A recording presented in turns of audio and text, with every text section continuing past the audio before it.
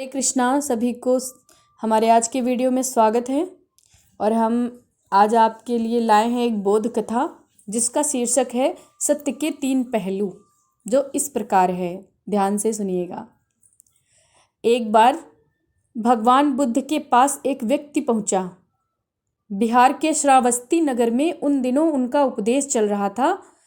शंका समाधान के लिए, उचित मार्गदर्शन के लिए लोगों की भीड़ उनके पास प्रतिदिन लगी रहती थी। एक आगंतुक ने पूछा, क्या ईश्वर हैं? बुद्ध ने एकटक उस युवक को देखा, बोले, नहीं है। थोड़ी देर बाद एक दूसरा व्यक्ति पहुंचा। उसने भी वही प्रश्न दोहराया, क्या ईश्वर हैं? इस बार भगवान बुद्ध का उत्तर अलग था। उन्होंने बड़ी दृढ़ता के साथ कहा, हाँ, ईश्वर हैं। संयोग से उसी दिन एक तीसरा व्यक्ति भी वहां पहुंचा और उसने भी स्वयं यही प्रश्न किया, क्या ईश्वर हैं? बुद्ध मुस्कुराए और चुप रहे, कुछ भी नहीं बोले। अन्य दोनों की तरह तीसरा भी जिस रास्ते आया था उसी मार्ग से वापस चला गया। आनंद उस दिन भगवान बुद्ध के साथ ही था। संयोग से तीनों ही व्यक्तियों के प्रश्न एवं बुद्ध द्वारा दिए गए उत्तर को वह सुन चुका था।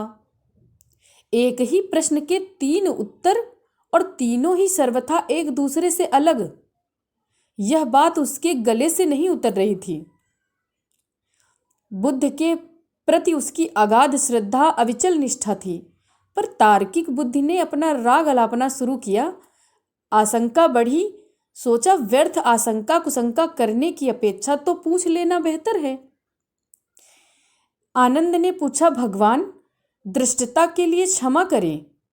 मेरी अल्प बुद्धि बराबर यह प्रश्न कर रही है कि एक ही प्रश्न के 3 व्यक्तियों के लिए अलग अलग उत्तर क्यों दिए? क्या इससे सत्य के ऊपर आंच नहीं आती? भगवान बुद्ध बोले, आनंद, महत्व प्रश्न का नहीं है और ना ही सत्य का संबंध शब्दों की अभिव्यक्तियों से है। महत्वपूर्ण वह मन स्थिति है जिससे प्रश्न पैदा होते हैं। उसे ध्यान में न रखा गया आत्मिक प्रगति के लिए क्या उपयुक्त है।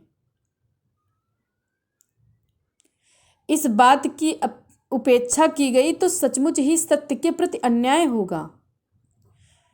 पूछने वाला और भी भ्रमित हुआ तो इससे उसकी प्रगति में बाधा उत्पन्न होगी। उस सत्य को और भी स्पष्ट करते हुए भगवान बुद्ध बोले, प्रातःकाल सर्वप्रथम जो व्यक्ति आया था वह था तो आस्तिक, पर उसकी निष्ठा कमजोर थी। आस्तिकता उसके आचरण में नहीं, बातों तक सीमित थी। वह मात्र अपने कमजोर विश्वास का समर्थन मुझसे चाहता था। अनुभूतियों की गहराई में उतरने का साहस उसमें नहीं था। उसको हिलाना आवश्यक था ताकि ईश्वर को जानने की सचमुच ही उसमें कोई जिज्ञासा है तो उसे वह मजबूत कर सके। इसलिए उसे कहना पड़ा, ईश्वर नहीं है।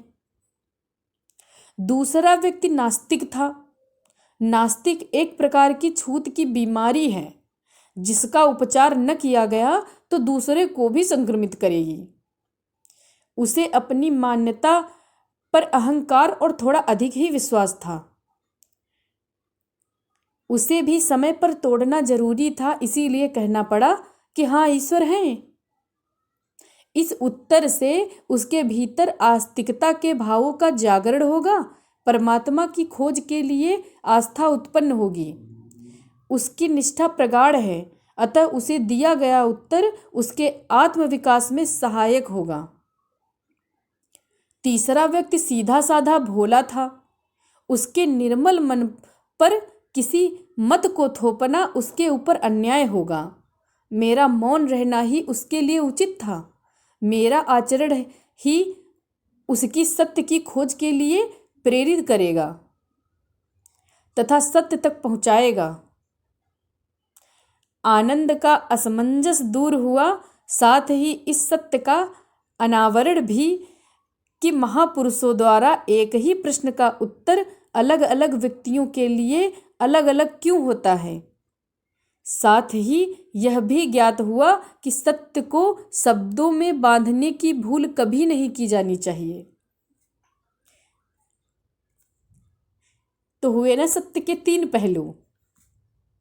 हरे कृष्णा, हरि बोल, राधे राधे।